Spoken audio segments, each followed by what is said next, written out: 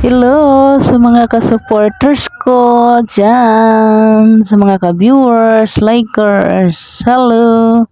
Maggulay na naman tayo. Maggulay ako ng dahon ng alugbati para makasabaw. Kasi papasok tayo sa trabaho.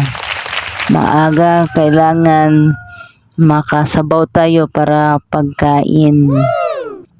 Sa mga umagang bumabangon, good morning sa lahat, magandang umaga.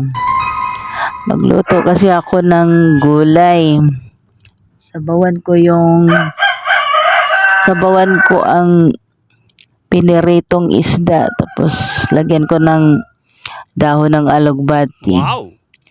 Kailangan talaga natin pumasok ng kay magbiyahe pa man, sakay pa tayo ng jeep, papuntang trabaho. Ang aga natin, kailangan natin magtrabaho, magsikap para sa mga anak, sa pamilya, ang mga anak, kailangan natin masuportahan dahil nag-aaral sila.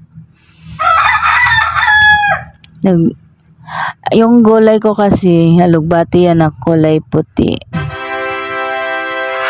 Giginigisa ko muna yung kuan niya, tapos para sabawan. Gano'n naman talaga ang buhay natin.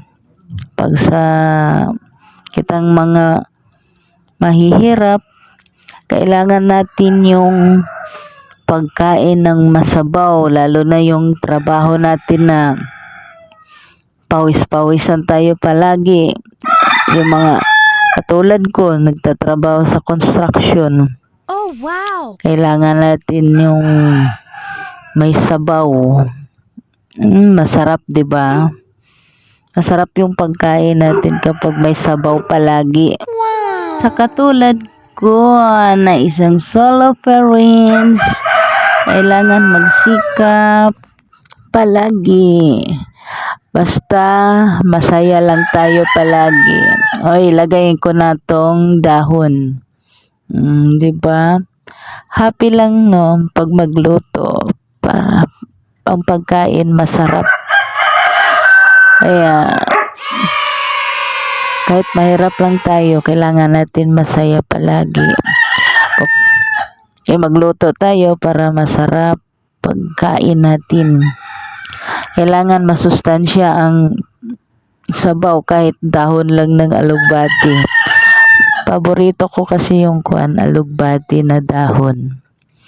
Sa mga supporters ko, sa katulad ko na isang solo nanay na nagtatrabaho. Thank you for watching. Pa-like and views lang po.